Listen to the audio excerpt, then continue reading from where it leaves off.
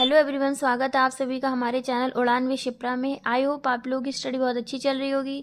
अगर आप लोग किसी भी टीचिंग एग्ज़ाम की तैयारी कर रहे हैं और आप हिंदी को पढ़ रहे हैं और हिंदी में जो मोस्ट इम्पॉर्टेंट चैप्टर वर्णमाला जो कि हर एग्ज़ाम में आता है, चाहे आप एमपी टेट का एग्ज़ाम देने जा रहे हो या फिर आप यूपी टेट की तैयारी कर रहे हैं, सुपर टेट की तैयारी कर रहे हैं या DTPRSC PRT, ये वर्णमाला चैप्टर जो कि हर एग्ज़ाम में आता है। तो मैंने आज ये अपने कुछ नोट्स आप लोगों से शेयर कर रही हूँ और मैंने कैसे पढ़ा है वो मैं आप लोगों से शेयर कर रही हूँ। अगर आपको मेरा वीडियो अच्छा लगता है तो चैनल को सब्सक्राइब करें, वीडियो को लाइक करें एंड शेयर करें। चलिए आज हम शुरू करते हैं वर्णमाला। देखिए वर्णमाला क्या है, मैं शॉर्ट में बता रही हूँ ताकि आप लोग का टाइम वेस्ट ना हो। और वर्णमाला क्या है? वर्डों का व्यवस्थित क्रम को वर्णमाला कहते हैं। और वर्ड क्या है? भाषा की जो सबसे छोटी लिखित रूप में इकाई है वो वर्ड है। वर्ड में क्या क्या आता है? सभी स्वर और हलंत युक्त व्यंजन। आप लोगों को पता होगा आधा व्यंजन होता है बिना स्वर के, जैसे कि ये का है, जैसे का है ये पूरा, ये क्या है? पूरा स्वर है। इसमें व्यंजन क्या है? का में हलंत लगा दी, ये व्यंजन, इसमें छोटा आ मिला के तब ये, जैसे कि सबसे जो भाषा की मूल इकाई होती है, जो उच्चारण की दृष्टि से सबसे छोटी इकाई है, वो क्या है? ध्वनि। ध्वनि या स्वन भी बोलते हैं इसको। और ग्रीक भाषा का वर्ड है फोन, इसी से बना ध्वनि। और उसके बाद लिखित जो सबसे छोटी इकाई है वो क्या है? वर्ड। और शब्द जो सार्थक, मतलब जिसका कुछ अर्थ है, वो सबसे छोटी इकाई है शब्द। और पद क्या है? शब्द से मिलकर बना है पद, व्याकरणिक योग्यता प्राप्त लघुत्तम इकाई। और पद से मिलकर बना है वाक्य। देखिए जो वर्डों का वह समूह जो स्वतंत्र रूप में लिखा जाए शब्द कहलाता है, और वही शब्द जब वाक्य में प्रयोग किया जाता है तो वह पद कहलाता है। और पतंजलि ने कहा है स्वर स्वतंत्र हैं और व्यंजन उन पर आधारित है। वर्णमाला में क्या है? कुल कितने वर्ड हैं? 52 वर्ड हैं। इसमें से जो कामता प्रसाद गुरु हैं उन्होंने बताया कि 11 स्वर हैं, 33 व्यंजन हैं, कुल 44 वर्ण हैं। हिंदी वर्णमाला में 11 स्वर हैं, 10 मात्रा और 12 खड़ी हैं। अब ये देखिए मात्रा के आधार पर स्वरों का वर्गीकरण। मात्रा क्या है? मात्रा केवल स्वरों की होती है। देखिए मात्रा सिर्फ स्वरों की होती है, व्यंजन की नहीं होती है, क्योंकि व्यंजन तो आधा होता है हलंत युक्त, तो उसको व्यंजन कहते हैं। जो स्वर स्वतंत्र होता है, व्यंजन स्वर पर आधारित होता है। मात्रा के आधार पर स्वरों का वर्गीकरण। मात्रा क्या है? उच्चारण में जो लगा समय है वही मात्रा है। स्वरों की मात्रा होती है सिर्फ। और मात्रा के आधार पर स्वर कितने प्रकार के होते हैं? 3 प्रकार के, ह्रस्व, दीर्घ और प्लुत।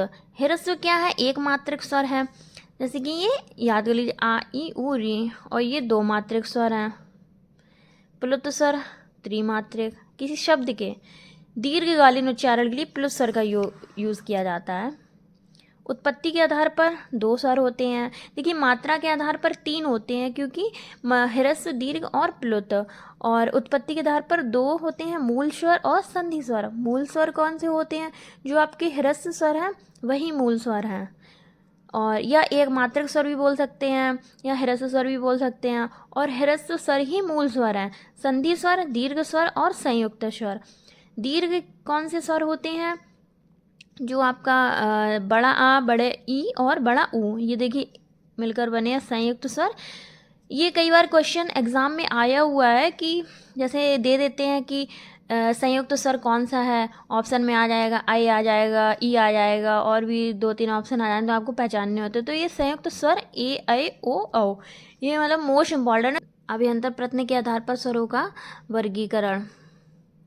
अंदरूनी, अभियंत्रक मतलब होता है अंदरूनी।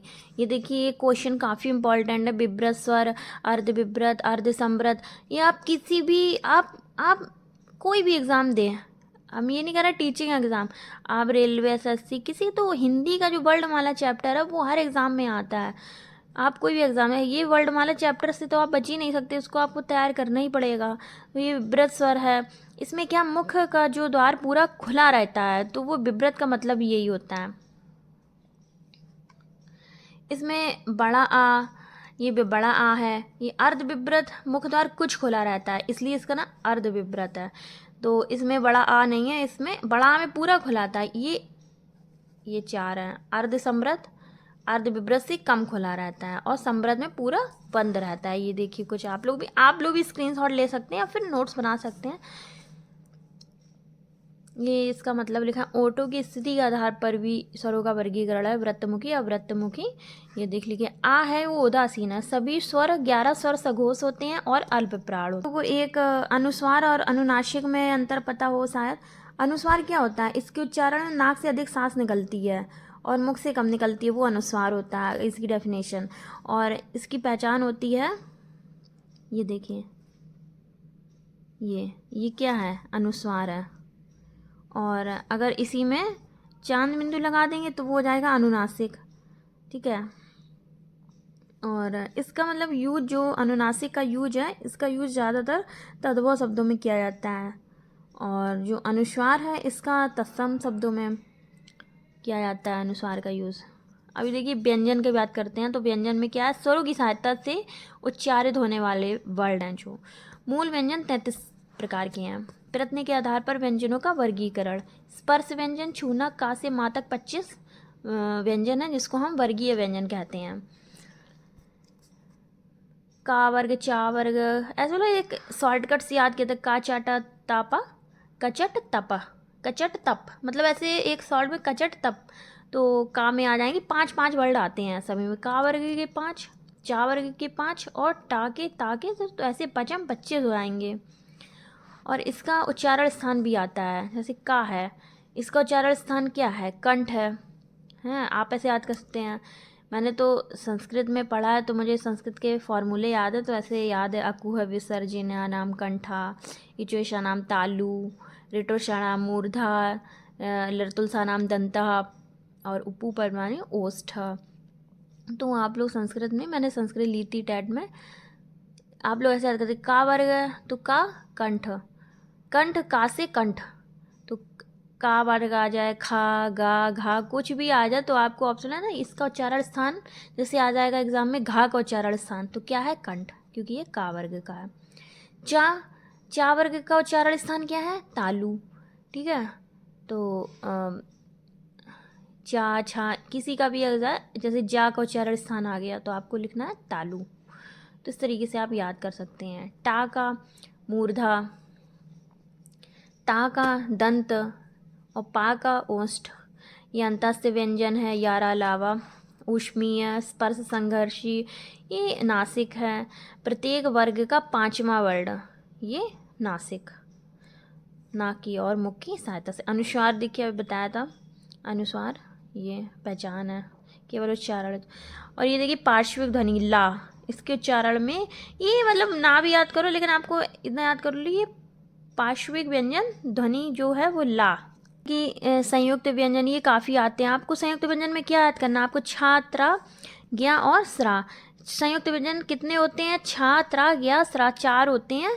और संयुक्त स्वर भी कितने होते हैं? वो भी 4 होते हैं, ए, आई, ओ, औ। और संयुक्त व्यंजन भी 4 होते हैं। और ये कैसे बनते हैं, ये आ जाता है क्वेश्चन एग्जाम में कि छा है, ये किससे किससे मिलकर बना है, तो ये आप लोग देख लीजिएगा, काफ़ी आता है। उच्चारण स्थान के आधार पर व्यंजनों का वर्गीकरण, ये भी आता है काफ़ी, का वर्गीकरण ये भी काफ़ी आता है। अल्प प्राण, कुछ नहीं, मतलब प्रत्येक वर्ग का पहला, तीसरा, 5वां, ऑड यानी बेसम नंबर याद कर लीजिए, पहला, तीसरा, 5वां, यारा लावा, और ये 20 वर्ड होते हैं। महाप्राण 2 और 4, और ऊष्मीय व्यंजन जो हैं ये 15 होते हैं। अल्प प्राण देखिए, तीसरा, पहले मतलब पहला, तीसरा और 5वां ये अल्प प्राण है, और दूसरा और 5वां ये महाप्राण है। हलंत आधा व्यंजन पता ही है, वर्ण स्वर व्यंजन अचहल इसको कहते हैं। और मैं ये नहीं कह रही हूँ कि आप लोग मेरे ही नोट्स से पढ़ें। हाँ, आप लोग को जो पॉइंट अच्छा लगे तो वो आप लोग अपने नोट्स में लिख सकते हैं, ऐड कर सकते हैं और पढ़ सकते हैं। अगर आपको देखिए, एक इम्पॉर्टेंट, ये विभिन्न व्यंजनों के साथ रा का प्रयोग। देखिए, रेफ, किसी शब्द के ऊपर स्वर सहित रा का यूज़ होता है, आधा रा, जैसे धर्म, आर्य, कार्य, तो इसको रेफ बोलते हैं।